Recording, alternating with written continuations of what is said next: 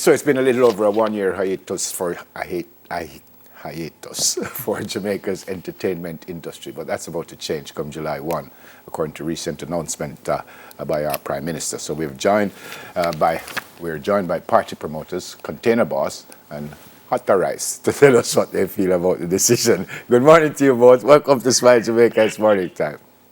Good morning, Never Bell. Morning. Hotta Good Rice, morning, Jamaica. Hotta Rice, may I start with you? Tell us how you get that name, please. Well, you know, from your little boy, I grew up, my name Rice. You get me, the whole community as me as Rice, because every day I go to basic school, mother asks what they give me for lunch. I say, yo, sauce rice. So, they said, I'm getting no meat. I said, no, sauce rice. So, they just call me sauce rice. But, you know, through the whole selecting thing now, I start hot up the place down here, going away in my community. Them say, no, man, the rice is too hot. I'm happy name Hotta Rice. Big up Jagado. I'm afraid Jagado give me that name there, you know. So, you know, All right. Now that you've said that, let me start with Ian. Ian, you must be feeling good about the announcement. Ian? Somewhat. Somewhat. Yeah. Explain. Tell me why it's somewhat and you're not feeling great. About 75% in terms of how I'm feeling, but I don't know now with the entertainment sector right now. If anything go wrong, in my opinion, like any more spikes and etc., the first sector we're gonna be responsible for it's gonna be the entertainment sector.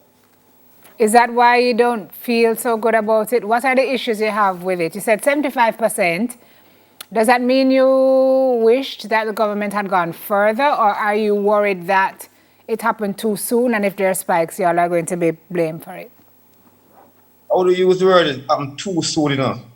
My major concern is that if anything happen, we, the entertainment sector, are going to be blamed for it. Whether it be correct or whether it be by some other means, you understand? But you don't know the first name of a call at the entertainment sector. That's my opinion. Okay. So what does that mean for you as a promoter? What does that mean?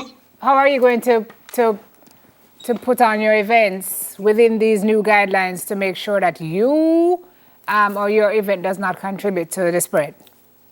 Well, basically, before now, we even did a brainstorm ways and means of work along with the COVID. So we just have to follow the protocols them with them implement protocols of our own in terms of ensure so when you keep an event, you try to do everything as best as possible in terms of you have the right amount of people in the event. You don't want it too crowded. You understand? Ensure say you have sanitization in place. Ensure say you have security. Just ensure say you follow all the protocols that them have in place, and if you can implement anywhere makes sense to you and to the general public, you do it as well. Right. Ian, tell us about your event that you usually keep. Container Saturdays, Alka Vibes, GSO, you understand, Hotspot Sunday Brunch. I usually have like how many people at an event, typically? Varies, you know. All depends on the type of event. You understand? Some events carry way more crowd than some. You understand? Some carry small crowd, medium crowd, some carry large crowd. And how much is a small crowd, for example? A small crowd are basically like probably 100 people or less. Okay. And a large crowd is like 5,000 people? My large crowd are like over 3,000. Okay. So now you have to cut that down to how much? And is that something that you can really do? 100, the Prime Minister said. Prime Minister said you can't have more than 100. Yes, me ask you, me ask you a question, you look at me like, Can you do that? No, I think the Prime Minister said if you keep a large event with over 100 persons, you have applied to the ministry and all the relevant authorities, and they will do their check, and whether they will approve it or they won't approve it. The Parliament, sorry to jump in, but Indoors Parliament said the small outdoor events would be allowed with a maximum of 100 persons. Outdoor? Indoor events will be held at 60% of the usable square footage of the venue, which could be more than 100, depending. Like if you use stadium, then you can have more than 100. Hotta Rice, same question that Simone asked earlier. Day Rave Thursdays is your thing. How many people you normally get? normally I get like a 200 people on a good night or 150. So- It varies. So the 'Cause, it's 100, an every week thing. so the 100 wouldn't hurt you that much, would it? No, in general, you get me? Because as a right event, we keep have a big space. I have upstage and I have downstairs, so I get more space so we can utilize. Yeah. You get me? Yep. But basically, me happy for the look of reopening the way I get. You get me? I'm happy and feel good. You get me? Because I want to hear entertainment lockdown. Regardless through work, me been moving and traveling. You get me? Yeah. The people them, me and the people them by phone and things, so I know them pain and them pressure them I go through. So I'm glad for the look of reopening. But at the same time, we still have to maintain and follow the protocol. You get me? Yep. And the promoters them now, we are the one that forgot enforce it on the people them. We the promoters and the selectors that forgot enforce it on the people them. You don't have a mask, you can't come in the event. And if you don't have a mask to give you, not to sell you, to give you. So I feel do them look to make the people them. You get me? Yeah. This is serious. People pay to come to your event? Yeah. Okay, so on the 100, you have to go raise the price because it's only 100 or no? No, like it's my event now. We call it the street. So it's mostly artists, dancers, producers, and those type of people come to my event. How much to You come get in? me? How much And to the come patron. in? How much to go in? $500, just a $500. Okay. I want to raise it. Okay. Right. But really it's the bar you depend on to making money, I'm sure. Yeah, it's the bar. That's how it usually goes. My event now, I don't look at it as money. I look at it as a platform for me. You get me? It makes money. It make people book me from all over the world. Right. Right. And it's good for the people in the community where you hold it to because that's how the pan chicken man make our money and you know what I mean? So it's good for everybody. It's good for everybody. I see Ian sitting down looking, I'm not sure. Ian, what's going through your mind, my boss? What's happening? No, just the numbers come here. Never ask a very important question. Like they can actually make a money from the amount of persons who actually at the event. Right. And that's my concern as well.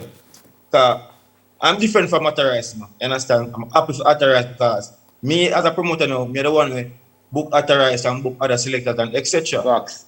So when events are keep now, every selector supposed to glad because bookings are going to increase.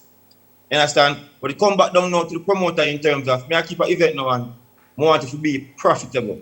Authorized know this. Means I used to keep events, meaning that I just string up 2 box and put in one place and say one party. No, I go decor, I go for ambience. I make when people come, people that Yeah, walk. right. I love it, just like how you have your even them here, you have the big alcohol vibes and the Ray. Right now, any time for the big alcohol vibes. But you make a good point because now, Ian, you're going to have to find a way to stage it that makes it still have a vibe because just, you know, like a Sunday party, but it makes sense for you profitably. So maybe you can, you know, and maybe it's a situation where you have a event on a smaller scale and you still keep it at a certain level, but you're going to have to charge more for your patrons who are coming in to give them the experience that they're used to. So we don't really have a lot to think about how to make this thing work now that the gate has been flown, semi-flown. Yeah. And the main thing... Yes, I feel like the main thing is we, you know, as the promoters and the selectors in the streets, we just try to keep it, maintain and we follow protocol that we can move forward. When the government come and say, speak again about it, we are look for the time extend. We now look for say, the place I got locked down back. You get me? So we just have to do the right thing. I'm here already. Yeah. Ian, final question. We have to go. Ian, it sounds like if you keep an event, you have to go raise the price. Because 100 people, it's hard to... And I'm being serious. With 100 people, it's hard And I remember the 100 persons, you know, include workers. Correct. So if you have 15 or 20 workers, you know, that one patrons as 80, and then them 20 workers, they have to pay them, and etc. So you have to that's something to think about and brainstorm, to be honest, as a promoter. Thanks a lot. Authorized, what is your right name, please? Harold Morgan. I prefer authorized still. Alright. Harold is an old man name. I'm the youngest Harold I have, you know. That's funny. Thanks, and good luck. I mean, I hope it works for you. I mean, she made a point that it's not only the promoters, but the pan chicken people and everyone. So we hope it really works. Definitely, And then, don't get carried away. Make sure the people them know, say, is you going to get hurt if I come there without a mask. So don't let me in if I come there without a mask. It's you going to get hurt. Thanks a lot, all right? Facts. Party thanks, promoters, container Yeah, boss. big up everybody at Smile Jamaica. Easy at the rice. At a rice can't cool at all, you know. We soon come back. Yeah, cool. Yeah. Soon come back.